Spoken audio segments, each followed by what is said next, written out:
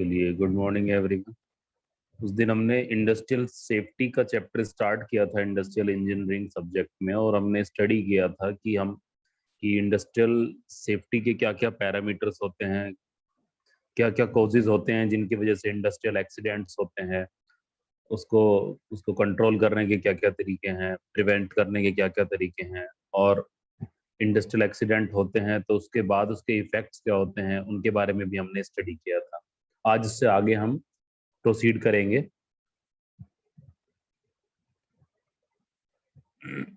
Accidents भी पढ़ चुके हैं, टाइप्स ऑफ इंडस्ट्रियल एक्सीडेंट्स भी हम लोग स्टडी कर चुके हैं, कॉजेज के बारे में भी स्टडी हो चुका है,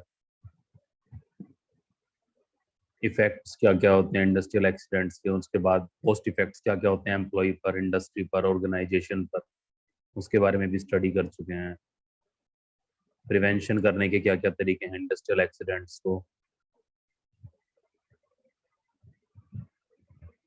ठीक है, आज हमें स्टार्ट करना है व्हाट इज हैजार्ड्स। हैजार्ड्स क्या होते हैं और आगे फिर कंटिन्यू करेंगे। ओके, हैजार्ड्स कई तरह के हो सकते हैं। फिजिकल हैजार्ड्स हो सकते हैं जिससे कोई वो किसी फिजिकल आइटम की वजह से हो सकते हैं और जिससे कोई फिजिकल टाइप की इंजरी हो सकती है हमें। केमिकल हैजार्ड्स हो सकते हैं, केमिकल केमिकल इंडस्ट्रीज में कॉमन होते हैं। इनसे कहीं ना कहीं हमारी बॉडी या साइकोलॉजिकली भी कहीं ना कहीं हमारे मेंटल हेल्थ को भी केमिकल हैजार्ड्स इफेक्ट कर सकते हैं, हमारी ओवरऑल हेल्थ को भी इफेक्ट कर सकते हैं। सेफ्टी हजार्ड्स में भी कोई हमारा बॉडी का पार्ट या ओवरऑल ऑर्गेनाइजेशन की सेफ्टी को भी प्रॉब्लम हो सकती है। जैसे मैंने उस दिन भी बताया था, अगर डिफेंस सेक्टर की बात करें, अभी 2 दिन पहले एक नया तरह की चीज ऑब्जर्व करने में आई है कि ड्रोन से अटैक किया गया जम्मू में एयरफोर्स एयरबेस पर। तो अब इसके लिए हमें कोई ऐसी नई टेक्नोलॉजी डेवलप करने की जरूरत है कि हम मिसाइल्स को रोक सकते हैं अटैक करने से, लेकिन ड्रोन के लिए भी हमारे पास टेक्नोलॉजी ऐसी नहीं है। उसको कैसे हम रडार कर सकें या कैसे उसको आइडेंटिफाई कर सकें कोई ड्रोन कहाँ से उड़ा, उसका क्या आईडी है, क्या है। तब उसकी एकदम से अचानक से बहुत ज़्यादा ज़रूरत आनी पड़ी। Biological hazards, ergonomic hazards, psychological hazards. How we can define hazards? A hazard is a source or a situation with the potential for harm in terms of human injury or ill health, damage to property, damage to environment और a combination of these. Hazard की वजह से किसी को physical injury हो सकती है, health effect हो सकती है, प्रॉपर्टी डैमेज हो सकती है, एनवायरनमेंट डैमेज हो सकता है। जैसे इंडस्ट्रीज जहाँ पर भी हम इंडिया में देख ही रहे हैं कि जहाँ पर भी रिवर्स के आसपास जो इंडस्ट्रियल सेटअप्स लगे हुए हैं, उनकी वजह से जितना भी एनवायरनमेंट को बहुत ज़्यादा हार्म कर रहे हैं वो, चाहे वो कोई भी रिवर हो, गंगा हो, यमुना हो। हार्मफुल केमिकल्स नदियों में छोड़े जा रहे हैं, उनसे नदियों की बायोलॉजिकल लाइफ जो है, इकोलॉजिकल सिस्टम है, वो पूरा डिसबैलेंस हो रहा है, वाटर पोल्यूट हो रहा है, और कहीं ना कहीं वो फूड चेन का हिस्सा बन रहा है, और ह्यूमंस में भी कैंसर जैसी बीमारियों का कारण बन रहा है। वो टॉक्सिसिटी बढ़ती जा रही है। An unwanted event is a situation और condition where there is a loss of control of the hazard that leads to harm. और जब कोई भी चीज ओवर लिमिट हो जाएगी, चाहे केमिकली हम एनवायरनमेंट को पोल्यूट करें, चाहे सेफ्टी के टर्म्स में हो, तो कहीं ना कहीं जब वो हम कंट्रोल से बाहर हो जाएगी तो वो हार्म पहुंचाना शुरू कर देगी। तो यहाँ से आप देख सकते हैं कि हजार्ड्स की छोटी छोटी ऐसी टर्म्स हैं जहाँ अभी आपके एग्जाम पॉइंट ऑफ व्यू से कोई भी आसानी से ऑब्जेक्टिव क्वेश्चन बन सकता है, तो आप डेफिनेशंस को सही से स्टडी करें जरूर। नाउ क्लासिफिकेशन किया गया है हजार्ड्स का, mechanical hazards and electrical hazards. पहले मैकेनिकल और इलेक्ट्रिकल हजार्ड्स की डेफिनेशन देख लेते हैं, फिर आगे प्रोसीड करेंगे। Mechanical hazards are hazards created by the use of exposure to either powered or manually operated equipment, machinery, and plant. Mechanical injuries are most caused either by contact or entanglement with the machinery. Mechanical hazards का कारण हो सकता है कि जब हम कोई भी मशीनरी, इक्विपमेंट या टूल को इम्प्रॉपरली हैंडल करें, उसको हमें नॉलेज नहीं है ऑपरेट करने की, उस पे कैसे काम करना है उसकी नॉलेज नहीं है, जब उसको इम्प्रॉपरली हैंडल करेंगे तो वहाँ पर कोई भी मैकेनिकल हजार्ड वहाँ पर हो सकता है। कोई भी आपने टूल या कोई भी ऐसी चीज फर्श पर अनअटेंडेड छोड़ दी, या आपने कोई भी पॉइंटेड आइटम फर्श पर ऐसे ही छोड़ दिया, तो कहीं भी पैर में डैमेज हो सकता है। इवन सड़क पे देखते हैं हम जनरली, पंचर का कारण क्या बनता है? जो स्क्रू होते हैं, अब वो किसने छोड़े, कैसे आए सड़क पर, वो एक अलग चीज है। ठीक है। Electrical hazards, an electrical hazard is a dangerous condition where a worker can or does make electrical contact with the energized equipment or a conductor. Static electricity is the accumulation of charge on surfaces as a result of contact or friction with another surface. Electrical hazards का कारण क्या हो सकता है?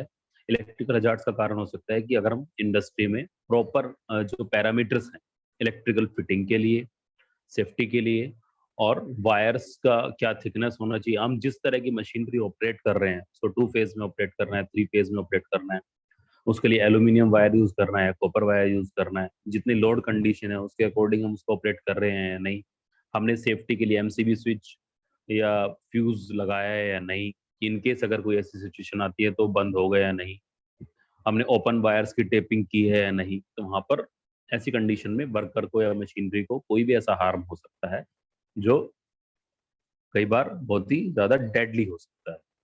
Worker electrocute हो सकता है, बहुत शॉक लग सकता है, उसको करंट लग सकता है, मशीनरी में आग लग सकती है, कहीं भी अगर शॉर्ट सर्किट होगा तो इंडस्ट्री में भी आग लग सकती है, जिससे बहुत ही जान और माल का नुकसान हो सकता है। अब देखिए और कुछ पॉइंट्स को इंक्लूड किया है मैंने मैकेनिकल हजार्ड्स के। इसमें पहले तो इधर लेफ्ट हैंड साइड में तो रीजंस क्या क्या हो सकते हैं, और राइट हैंड साइड में कैसे प्रिवेंट कर सकते हैं mechanical hazards. Accidents usually takes place by the combination of unsafe condition and carelessness. जब भी अनसेफ कंडीशन या केयरलेसनेस से या लैक ऑफ नॉलेज से जब भी काम किया जाएगा तो वहां पर मैकेनिकल हजार्ड्स का कारण बना रहेगा। फॉल्टी इंस्पेक्शन, इंस्पेक्शन सही से नहीं किया गया, या तो डिलीवरी से पहले प्रोडक्ट की या मशीनरी की, या फिर जो रूटीन इंस्पेक्शन है अगर वो सही से नहीं किया जाता है तो भी मैकेनिकल हजार्ड्स होने के चांसेस बने रहेंगे। इनएबिलिटी ऑफ एम्प्लॉय की स्किल्स प्रॉपर नहीं है, या उसको कार्य की करने की उसकी क्षमता सही नहीं है। पुअर डिसिप्लिन, पुअर डिसिप्लिन का मतलब यहाँ पर है कि वर्कर जो गाइडेंस या उसको ट्रेनिंग प्रोवाइड की गई है उसको सीरियसली नहीं लेता है और केयरलेसली काम करता है। Lack of concentration, lack of concentration जैसे कि वर्कर की आदत है बार बार फोन चेक करना, बार बार बाहर वॉशरूम के लिए जाना है, किसी बहाने से जाना है, स्मोकिंग के लिए जाना है, तो कंसंट्रेट वो एक जगह नहीं कर पा रहा है। ठीक है। तो बार बार डिस्टर्ब हो रहा है अपने आप को, बार बार फोन चेक कर रहा है, व्हाट्सएप चेक कर रहा है। अनसेफ प्रैक्टिस, शॉर्टकट निकालने की कोशिश करना कोई काम करने के लिए। Mental and physical unfitness for the job, generally जो बहुत ही सीरियस टाइप ऑफ जॉब्स होती हैं वहां पर तो इन चीज़ों को बहुत सीरियसली लिया जाता है कि मेडिकल चेकअप प्रॉपरली कराया जाए किसी भी एम्प्लॉय को नौकरी देने से पहले। तो कि ऐसा तो नहीं कि ये मेंटली डिस्टर्ब है आदमी या फिजिकली उसमें कोई एबनॉर्मेलिटी है जो जॉब के लिए सुटेबल नहीं है। जैसे मान लीजिए 8 घंटे खड़े होने की ही अगर जॉब है और कोई व्यक्ति हैंडीकैप्ड है, उसको कोई प्रॉब्लम है, तो कैसे कर पाए। फॉल्टी इक्विपमेंट और इम्प्रॉपर वर्किंग कंडीशन, इक्विपमेंट खराब हो या वर्किंग कंडीशंस के लिए जो हमें जरूरत है प्रॉपर, अगर कहीं ऐसा काम है आपको, मान लीजिए पूरा दिन आपको रीडिंग्स बनानी है, नोटिंग करनी है, तो आपको प्रॉपर लाइटिंग की बहुत ज्यादा जरूरत नहीं, तो आप अंधेरे में ही काम करते रहें। आपको अगर सारा दिन कंप्यूटर पे ही काम करना है तो आपको जरूरी है कि एंटी ग्लेयर ग्लासेस आप आंखों पर पहने। अगर आप 8 से 10 घंटे कंप्यूटर पे काम करते हैं, अगर आप सारा दिन सिटिंग पोस्चर में काम करते हैं तो आप इस चीज का ध्यान रखें कि आपकी चेयर किस तरह की हो। Improper training regarding the safety aspects, training proper नहीं दी जाए तो भी इस तरह की कंडीशंस आ सकती हैं। अब मैकेनिकल हैजार्ड्स को प्रिवेंट कैसे किया जा सकता है? प्रिवेंटिव मेंटेनेंस कर प्रॉपर ट्रेनिंग प्रोवाइड करके, सेफ वर्किंग एनवायरनमेंट प्रोवाइड करें, establishment of safety department with qualified safety engineer, एक सेफ्टी डिपार्टमेंट का गठन किया जाए जो जिसमें एक क्वालिफाइड सेफ्टी इंजीनियर हो जो टाइमली इन चीज़ों को चेक करता रहे। जैसे अभी आप लोग अगर काम भी कर रहे हैं तो आज देखिएगा कि आपकी कंपनी में सेफ्टी के लिए क्या-क्या इक्विपमेंट्स लगाए गए हैं। एक फायर का भी पूरा सेटअप होगा, और भी कई ऐसी चीज़ें होंगी। आप लोग थोड़ा लुक आउट करिएगा, आज फाइंड आउट करिएगा कि हमारी इंडस्ट्री में मैकेनिकल और उसके लिए सेफ्टी के लिए क्या-क्या टर्म्स एंड कंडीशंस हैं। Periodic survey for finding out hazards, periodic survey होना चाहिए हजार्ड्स को फाइंड आउट करने के लिए। एप्लीकेशन ऑफ अर्गोनॉमिक्स, तो कुछ इमेजेस से दिखाया गया है, एक तरफ मैकेनिकल हजार्ड्स है और एक तरफ इलेक्ट्रिकल हजार्ड्स। अब देखिए मैकेनिकल हजार्ड्स में क्या क्या हो सकता है। क्रशिंग, कोई वर्कर या मशीनरी किसी दो हैवी इक्विपमेंट्स के बीच कई बार क्रश होने का भी चांसेस रहता है अगर इम्प्रॉपरली हम चीज़ों को हैंडल कर रहे हैं। शेयरिंग, इम्प्रॉपर शेयरिंग, इस शेयरिंग में हाथ भी कट सकता है। Cutting and severing, fingers cut जाती हैं, हाथ कट जाता है। एंटेगलमेंट, कोई गियर मूविंग है ओपनली और उसमें आपका हाथ चला गया, आप फोन पे बात करते रहे और आपने हाथ को गलत टेबल पर रख दिया। ट्रैपिंग, यहाँ पर देखिए बॉल और मशीन की मूवमेंट के बीच वर्कर फंस गया है। इम्पैक्ट, अगर वर्कर की हालत ठीक नहीं है या कोई ऐसी सिचुएशन कि वो किसी चीज से टकरा गया। Head injury. Stabbing and puncture, ये रोबोटिक्स में रोबोट्स का मूवमेंट है, उसके मूवमेंट के एरिया में अगर आप आ जाएंगे तो रोबोट से भी हार्म हो सकता है। फ्रिक्शन, फ्लूइड इंजेक्शन, कोई गलत गलत फ्लूइड इंजेक्शन भी आपको यहाँ पर हार्म कर सकता है। इलेक्ट्रिकल हजार्ड, इलेक्ट्रिकल हजार्ड में वायर को नाइफ से कट कर रहे हैं बिना किसी नॉलेज के, बिना पावर को कट किए सीधा वायर कट करने लग गए। पहले आपने पावर ऑफ की नहीं और वायर कट करने लग गए। और प्लग को सही तरह से प्लग इन कर रहे हैं या नहीं। एक जगह देखिए वायर को आपने इस तरह से छोड़ दिया कि किसी के पैर में अटक जाएगा। कोई पैर में अटक जाएगा तो जो मान लीजिए जो मशीनरी है वो भी गिर सकती है और आप भी गिर सकते हैं। प्रॉपर इंसुलेटेड मटेरियल्स का यूज नहीं किया। अब safety measures for electrical hazards, electrical hazards को प्रिवेंट करने के लिए हम क्या क्या सेफ्टी मेजर्स यूज कर सकते हैं।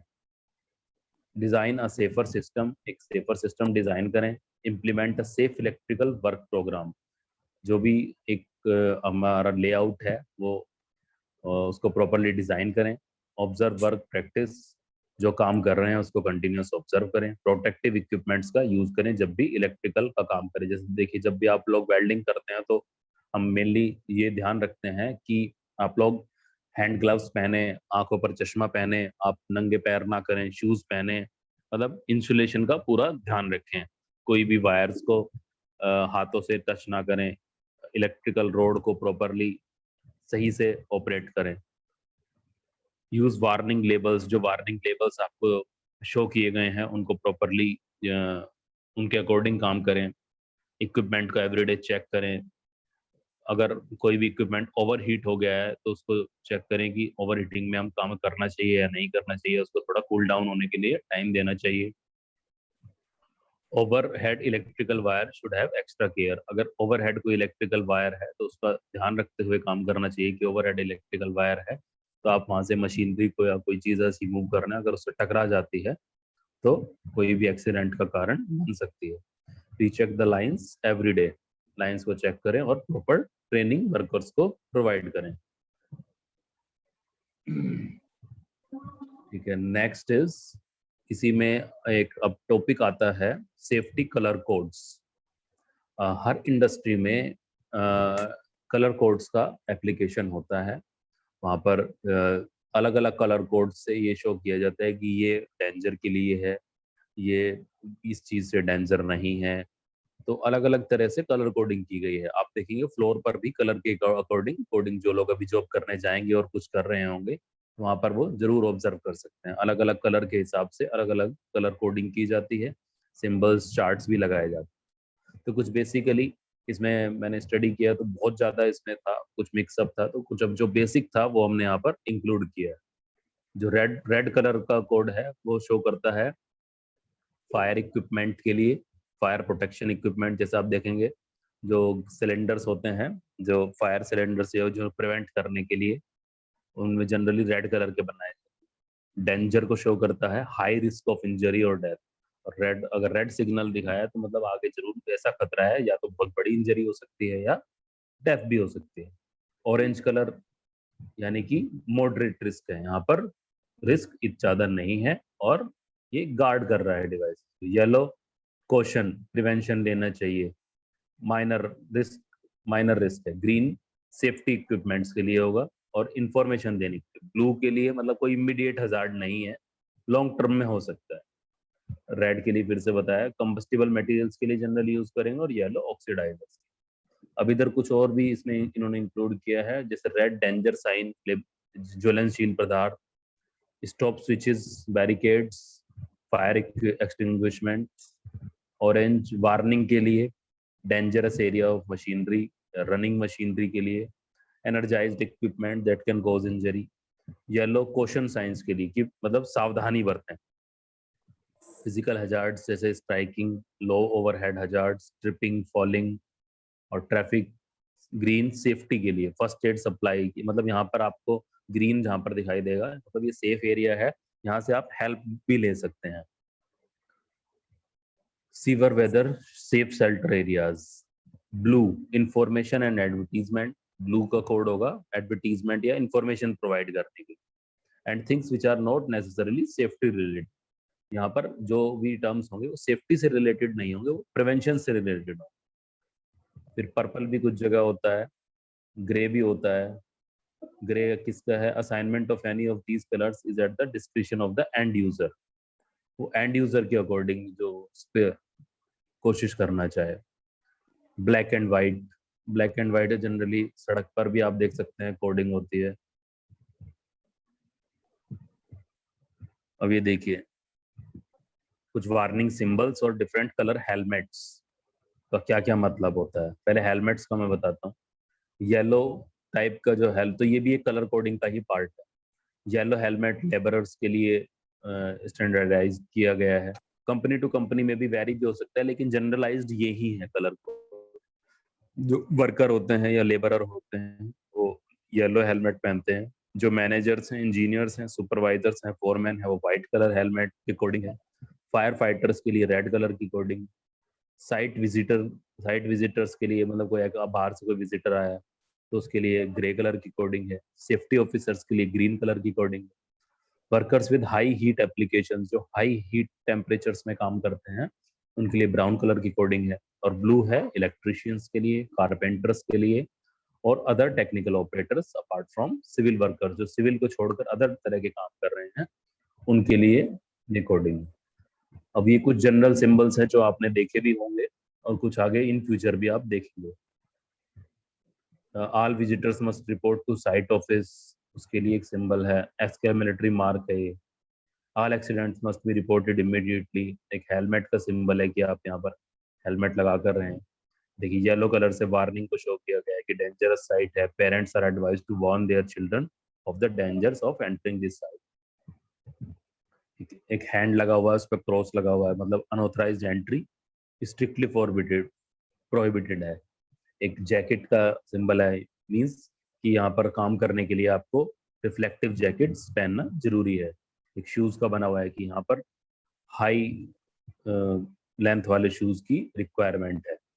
एक जगह चिल्ड्रन क्रॉस करके गया है कि चिल्ड्रन है तो मतलब यहाँ पर बच्चे ना जाएं या यहाँ पर ना खेलें। और हैवी प्लांट वगैरह के लिए भी सिंबल है। और भी मतलब इसमें बहुत सारे सिंबल्स है। रोड सेफ्टी के सिंबल्स होते हैं, उनमें भी जनरली येलो और ब्लैक कलर कोडिंग यूज की जाती है।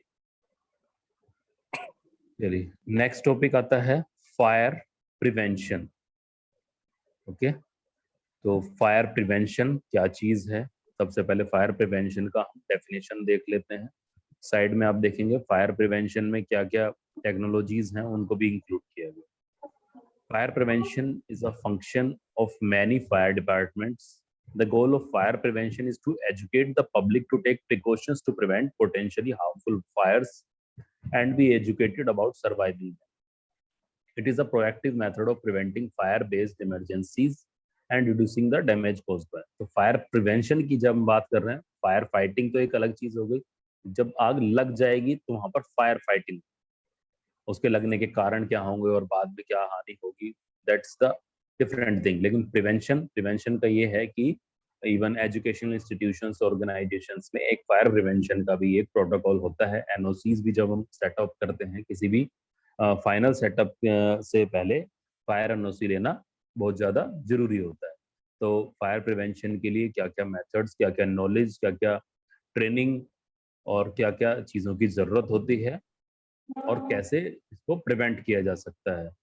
क्योंकि घर में हम जब भी सोचते हैं कि वायरिंग कराएं तो फायर सोचते हैं कि यार वायरिंग ऐसी कराएं कि हाई लोड पर आग ना लग जाए। कार में भी छोटे स्मॉल सिलेंडर्स भी रखते हैं फायर एक्सटिंग्विशर के लिए। आपने अपने कॉलेज में भी देखे होंगे फायर एक्सटिंग्विशन सिलेंडर्स लगे हुए हैं। और पेट्रोल पंप्स पर भी आप देखते हैं फायर के लिए सेफ्टी डिवाइसेस प्रोवाइड किए जाते हैं, रेत के बाल्टियां भरकर रखी जाती हैं। ठीक है। और तो फायर प्रिवेंशन में क्या क्या चीज़ें हो सकती हैं, देखिए पहले ये स्लाइड इसमें ही देख लेते हैं, आगे भी फिर देखते हैं।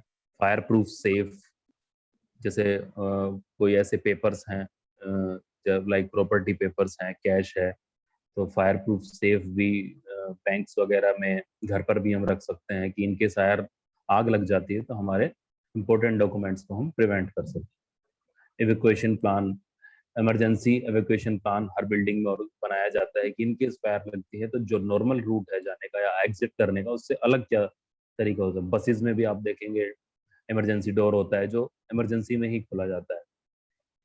स्मोक डिटेक्टर्स, स्मोक को डिटेक्ट करके जो सायरन वगैरह बच जाए। फायर एस्केप लैडर्स, फायर से एस्केप करने के लिए जो सीढ़ियां अलग से। Fire emergency kit, fire extinguishers, fire alarm, fire doors, fire hydrant. Now what is fire fighting? Fire fighting क्या है? Firefighting is the act of attempting to prevent the spread of and extinguish significant unwanted fires in the buildings, vehicles, and woodlands. A firefighter suppresses fires to protect lives, property, and the environment. Firefighters typically undergo a high degree of technical training.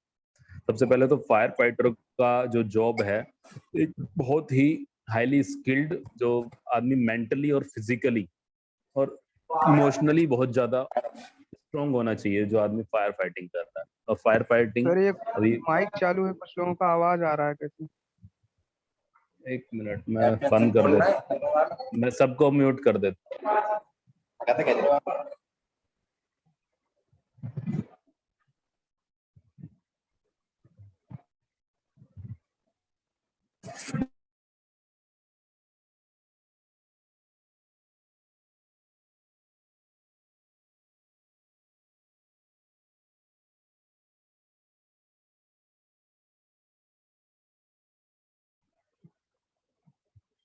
Okay, fire fighting के बारे में हम बात कर रहे थे। तो fire fighting क्या है? अभी देखिए हर हर साल हम फायर फाइटिंग के न्यूज पढ़ते हैं कि यहाँ पर ये उत्तराखंड में फॉरेस्ट फायर्स के बारे में हम स्टडी करते हैं, जिससे कि एनवायरनमेंट का और हमारे इकोलॉजी का बहुत ही बड़ा हर साल बहुत ज़्यादा लॉस होता है।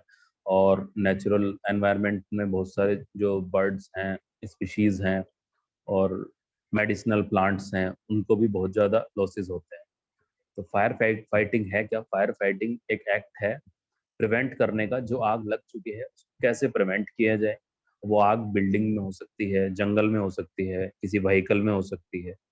और फायर फाइटर का मेन टारगेट होता है कि वो फायर जो लगी हुई है उसको कैसे जल्दी से जल्दी सप्रेस करे, मतलब उसको दबाए और कंट्रोल करे, जिससे कि जान को, हानि को बचाया जा सके, प्रॉपर्टी के डैमेज को बचाया जा सके और एनवायरनमेंट के डैमेज को बचाया जा सके। और फायर फाइटर को एक बहुत ही हाई लेवल की स्किल्ड या टेक्निकल ट्रेनिंग जरूर होनी चाहिए।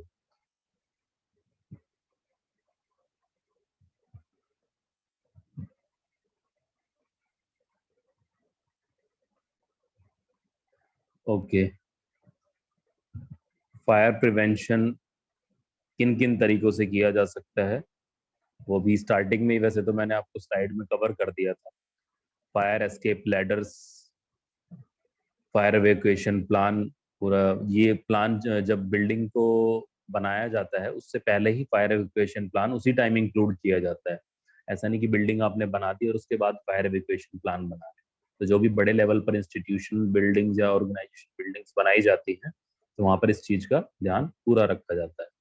Fire proof safe, fire alarms, fire doors, fire hydrants, smoke detectors, fire extinguishers and fire emergency kit.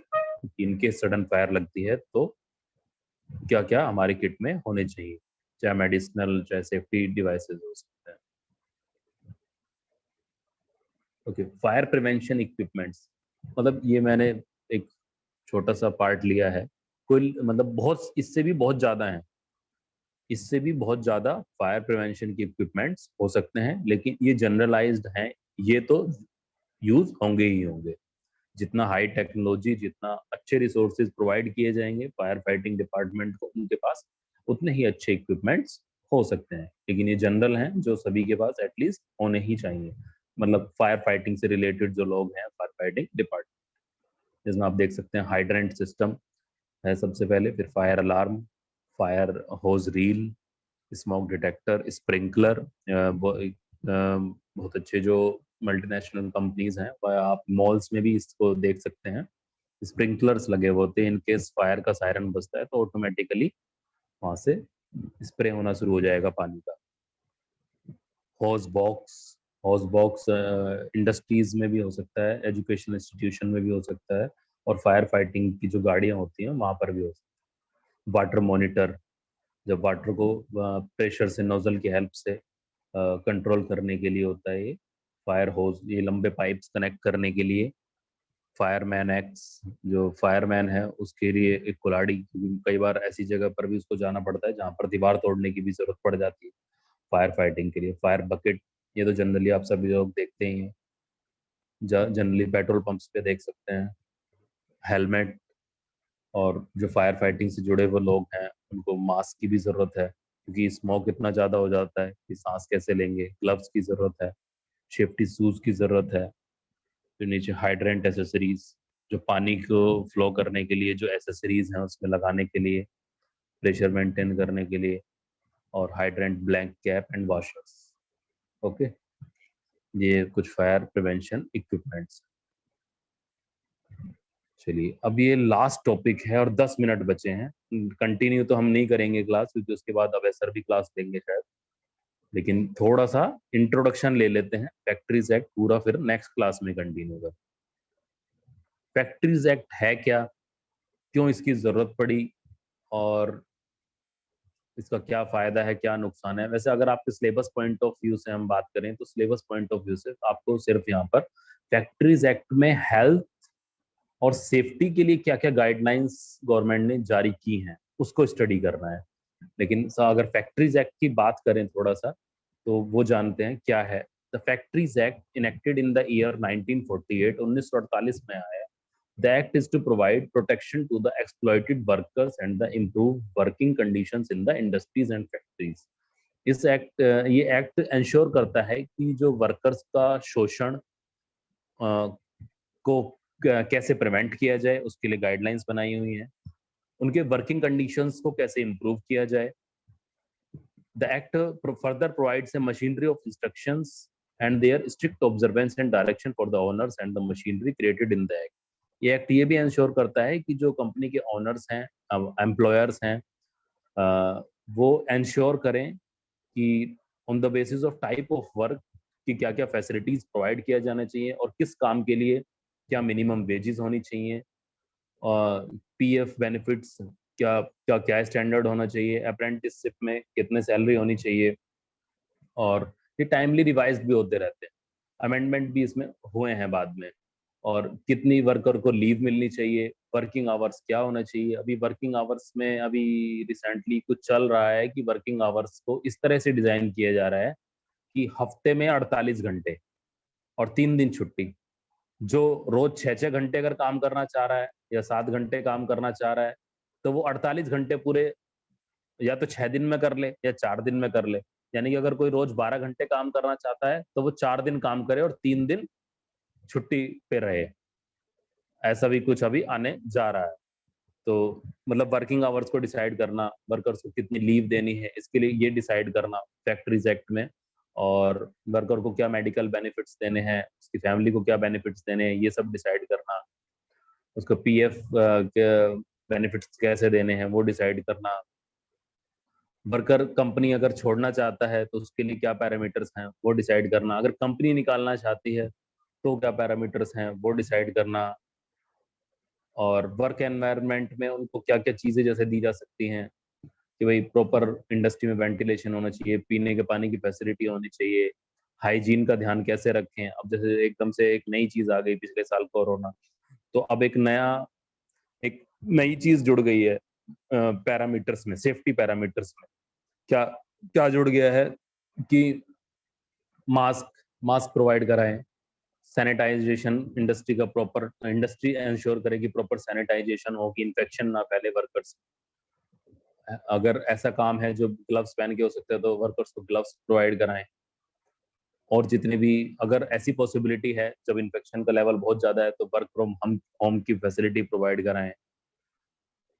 अगर किसी वर्कर को इंडस्ट्री में कोई दुर्घटना हो जाती है तो उसके लिए इंश्योरेंस कंपनी अमाउंट क्या होना चाहिए, अगर वर्कर की डेथ होती है तो उसको क्या मोरेटोरियम बेनिफिट मिलना चाहिए, अगर उसको परमानेंट डिसेबिलिटी होती है तो क्या उसको फायदा देना चाहिए कंपनी को, अगर उसको टेम्परेरी डिसेबिलिटी होती है तो कैसे उसको डील करना चाहिए। तो फैक्ट्रीज एक्ट में मतलब बहुत, अगर फैक्ट्रीज एक्ट पे ही अगर हम स्टडी कर रहे हैं तो जितना मैंने अब आपको अभी तक आपको पूरा इंडस्ट्रियल इंजीनियरिंग पढ़ाया उससे भी ज्यादा है।